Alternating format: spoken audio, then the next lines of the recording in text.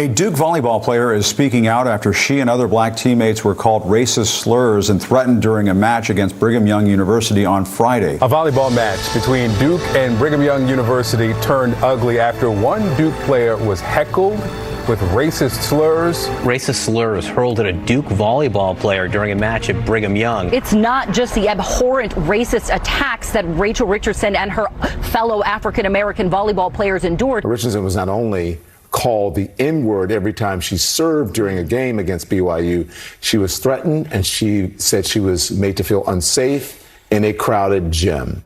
So there was wall-to-wall media coverage of this claim, but no one actually looked at the details because they're not apparently news organizations. You can just repeat someone's claim, destroy the lives of the people who were accused, and then move on to the next fake story.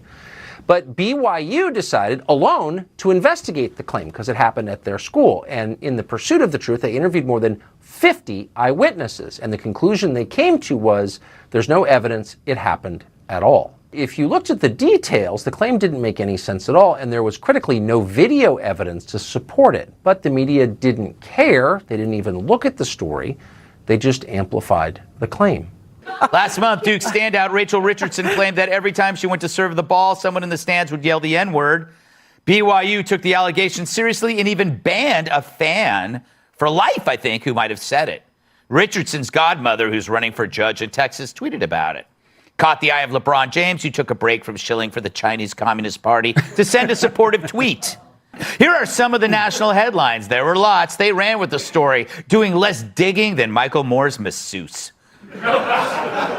But while the media swallowed the allegations whole, BYU watched film and did interviews and concluded, quote, "From our extensive review, we have not found any evidence to corroborate the allegation that fans engaged in racial heckling or uttered racial slurs at the event." The university has since lifted the ban on the student who was falsely accused. You know, and LeBron James should be probably one of the least persons to talk about this. People have forgotten years ago, he claimed that somebody wrote the N-word on a fence at his mansion in L.A. That's right. And before the police got there, somebody in his household staff had painted all over it.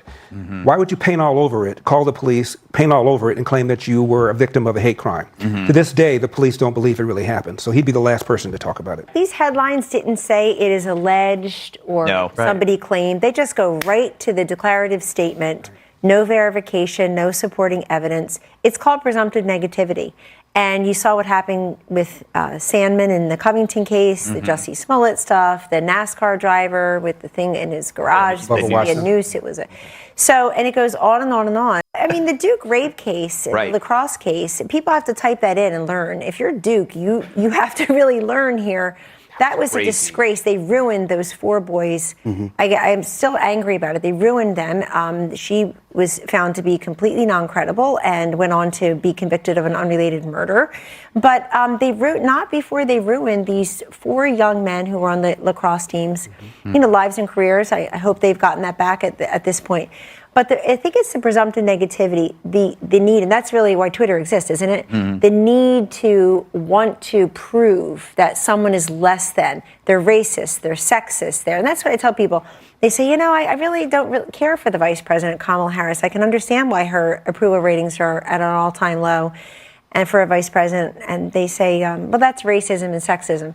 It's not racism and sexism to think that Kamala Harris is not up to the job. It's eyesight and hearing. And people ought to be able to say that. Remember a series of front page articles in USA Today about black churches on fire because racist arsonists were burning them.